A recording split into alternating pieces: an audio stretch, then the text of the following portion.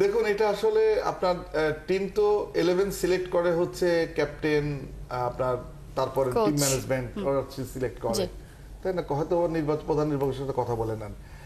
আপনি সোহানের ডোমেস্টিক ক্রিকেটের পজিশন দেখেন, উনি একটা ভালো টিমের, উনি দুইটা ফরম্যাটেই মানে 50 ওভার এবং 20 ওভারের ম্যাচে দুইটা ফরম্যাটেই উনি একটা বড় টিমের ক্যাপ্টেন। এবং আপনি খুবই আনফরচুনেট যে সোহানের মতো একজন প্লেয়ার থাকা সত্ত্বেও আপনাকে অন্য কাউকে ক্যাপ্টেন্সি দিতে হয়। সোহানের জন্য আসলেই এটা একটু এমব্রাসিং, এই কারণেই যে দেখেন গ্লোবাল টি-20-তে এটা কিন্তু বাংলাদেশের বিশাল অর্জন। রংপুর রাইডার্স গতবার গ্লোবাল টি-20-তে চ্যাম্পিয়ন হয়েছে। এটা দেশের বাইরে একটা বিশ্বমানের একটা আসর।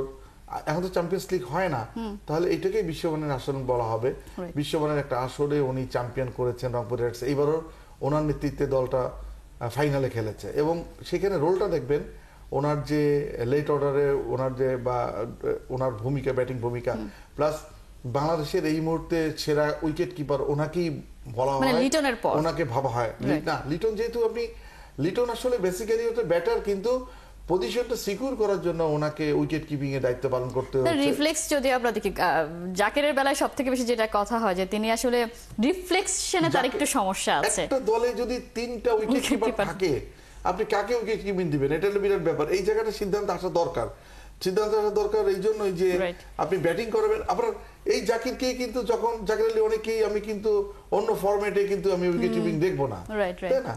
সুতরাং এই বিষয়টা ভাবা দরকার। আমি একেবারে এটা একটা মধুর যন্ত্রণাও বটে যায়, কারণ আমরা তো সবসময় ব্যাকআপের প্ল্যানের কথা বলি যে ব্যাকআপ কোনো অপশন বাংলাদেশে সেইভাবে নেই, সেজন্য অফ ফর্মে যারা থাকে তারাও টিমে ঢুকে পড়ে। এই জায়গায় একটা দারুণ ব্যাপার, একই পজিশনের 3 জন আছে, মানে চুজ করার জন্য একটা সিদ্ধান্তহীনতায় ভুগতে হয়। কিন্তু যেটা আসলে আমরা বলছিলাম যে টি-20 বিশ্বকাপের জন্য বাংলাদেশের প্রস্তুতি অলরেডি শুরু হয়ে গেছে, সেটা দারুণভাবে শুরু হয়েছে, সেটা সেভাবেই চলমান থাকুক সেই প্রত্যাশাই রাখতে চাই।